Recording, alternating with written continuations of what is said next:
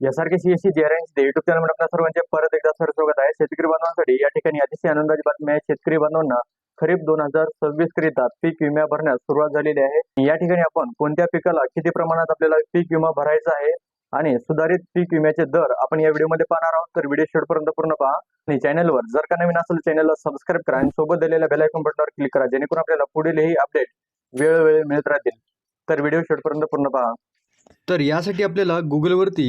PMFBY search करायचं आहे आणि पहिल्याच वेबसाईटवरती आपल्याला त्या ठिकाणी क्लिक करायचं आहे आणि जी आपल्याला भाषा आवडेल ती भाषा घ्यायची आहे आणि त्यानंतर विमा प्रीमियम कॅल्क्युलेटर आता गणना करा त्यावरती क्लिक करायचं आहे आणि या ठिकाणी हंगाम निवडा त्यावरती आपल्याला क्लिक करून खरीप हंगाम घ्यायचा आहे आणि त्यानंतर वर्ष 2026 आणि योजनांमध्ये प्रधानमंत्री फसल विमा योजना घ्या आणि त्यानंतर आपला राज्य आणि जिल्हा घ्या आणि त्यानंतर आपण जो पीक पेरलेला आहे तो पीक त्या ठिकाणी आपल्याला सिलेक्ट करायचा आहे। आपल्याला या ठिकाणी कॉटन सिलेक्ट केल्यानंतर त्या ठिकाणी 1 हेक्टर जमीन म्हणजे 2.5 एकर टाकायची आहे आणि या पिकाचा प्रीमियम दर आपण या ठिकाणी पाहू शकता आणि यासोबतच विमा कंपनी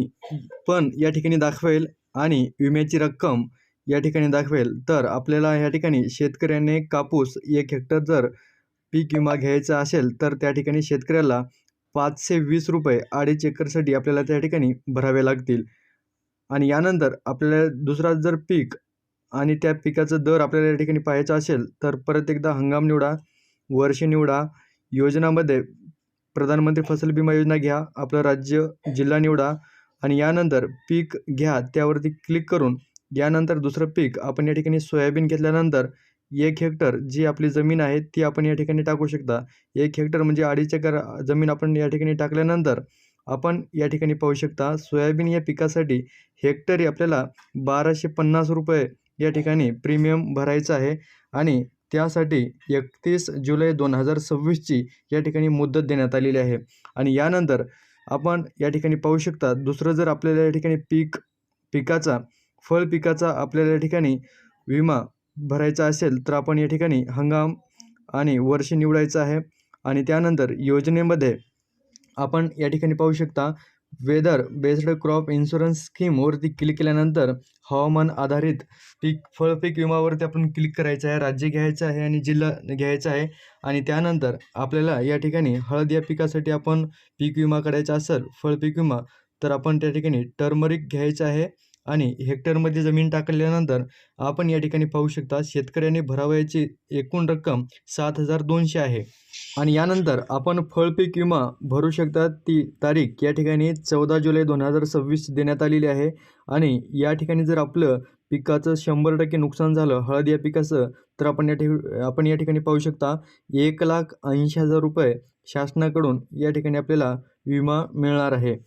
आणि यानंतर आपण जर या तक्त्यामध्ये पाहिलं तर सोयाबीन या पिकासाठी हेक्टरी 1250 रुपये आपल्याला पीक विमा भरायचा आहे